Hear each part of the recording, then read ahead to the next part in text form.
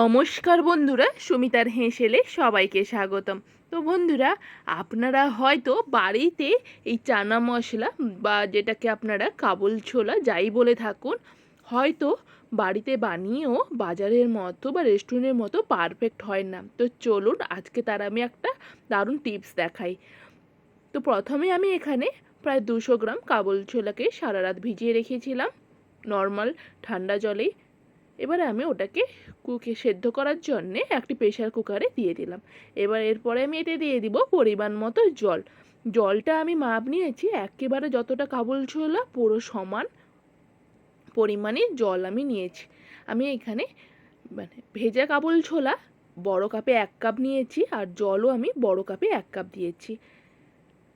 আর এখানে আমি ছোট্ট একটি সুতির কাপড় নিয়েছি, তাতে আমি দিয়ে দিব 1 চা চামচ চা, যেটা আমরা বাড়িতে নর্মাল লিকার চা করে খাই, ওই চা পাতা। এতে আমি ফ্লেভারের জন্য একটা এলাচ ফাটিয়ে দিয়ে দিলাম। তো বন্ধুরা, এই যে চা, এটাই হলো রেস্টুরেন্ট বলুন বা বাজারের, যেটা আপনারা চানা মশলার এত সুস্বাদু একটা স্মেল বেরায় অথবা টেস্ট হয়, এটারই তার প্রধান কারণ। তো চলুন এই পুঁটলিটাও আমি ওই জলে কাবুল যেটা আমি সেদ্ধ করতে দিচ্ছি ওই প্রেশার কুকারে দিয়ে দিচ্ছি।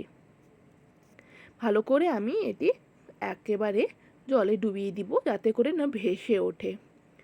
এবং এতে আমি দিব পরিমাণ মতো লবণ। আমি এখানে 2 চা চামচ লবণ ব্যবহার করছি।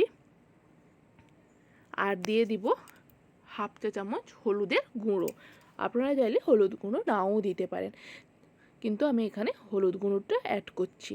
ভালো করে আমি হলুদ গুঁড়ো দেওয়ার পর প্রেসারের ঢাকনাটা লাগিয়ে আমি এখানে 5টা সিটি ফুল হিটে দিব। যেহেতু আমার সারা রাত ছিল, ওই কারণে আমি 5টা সিটি ফুল হিটে দিব। তো এখানে আমি মশলার জন্য নিয়েছি বড় সাইজের 2টো পেঁয়াজ, নিয়েছি অল্প একটু আদা, আর নিয়েছি 8 থেকে 10 কোয়া রসুন, আর নিয়েছি একটা বড় সাইজের টমেটো। এবার সব উপকরণ আমি পেস্ট করে নেব। আপনারা চাইলে আলাদা আলাদা পেস্টও করতে পারেন, কিন্তু আমি সব একসঙ্গে দিয়ে দিচ্ছি, একেবারে ব্লেন্ড করে নিব। এবং এখানে আমি সোজা চলে এসেছি গ্যাসের কাছে। তাওয়াতে আমি এখানে 5 থেকে 6 চা চামচ সাদা তেল নিয়েছি, তাতে দিয়ে দিব ফোড়নের জন্যে লবঙ্গ 3টি এবং এলাচ 3টি ফাটিয়ে। এবং আমি যে পেস্টটা সব উপকরণ দিয়ে করে রেখেছিলাম, পেঁয়াজ, টমেটো, আদা, রসুন, তো সেই উপকরণগুলো আমি তেলের ওপর দিয়ে দিব। এবং ভালো করে একটু 1-2 বার নাড়াচাড়া করার পর আমি এতে দিয়ে দিব হলুদের গুঁড়ো 1 চামচ এবং লঙ্কার গুঁড়ো 1 চামচ এবং 1/2 চামচ 1.5 চামচ মতো আমি এখানে ঝালের জন্য লঙ্কা গুঁড়ো দিব। আপনারা চাইলে লঙ্কা গুঁড়োটা কম বেশিও করতে পারেন, যে যেমন ঝাল খান। তো এই সব উপকরণ দিয়ে আমি ভালো করে মশলাটা একেবারে তেল ছাড়া পর্যন্ত মশলা থেকে ভালো করে নেড়েচেড়ে ভেজে নিব।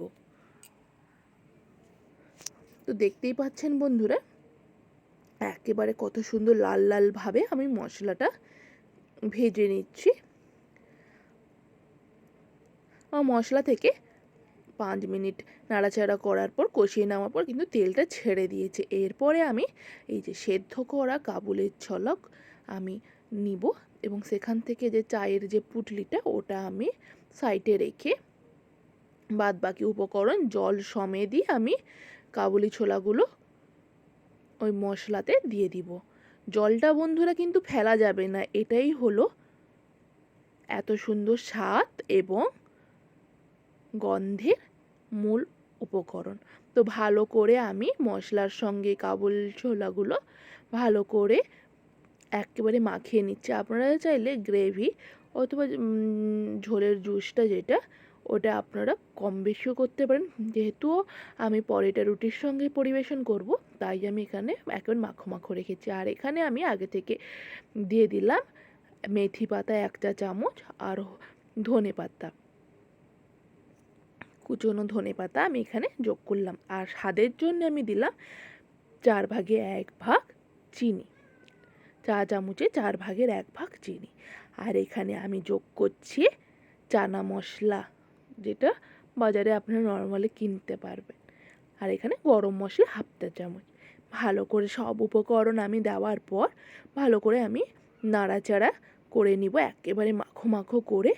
আর বেশ 1 থেকে 1.5 মিনিট মতো আমি আবার একটু একেবারে লো ফ্লেমে ফুটিয়ে নিব, যাতে করে সব উপকরণ ছোলার ভেতরে প্রবেশ করতে পারে। তো এইভাবে আপনারা বাড়িতে গরম গরম বাজারের মতো অথবা রেস্টুরেন্টের মতো পরিবেশন করুন, স্বাদে ও গন্ধে অসাধারণ যেমন খেতে লাগবে। ধন্যবাদ বন্ধুরা পুরো ভিডিওটা দেখার জন্য।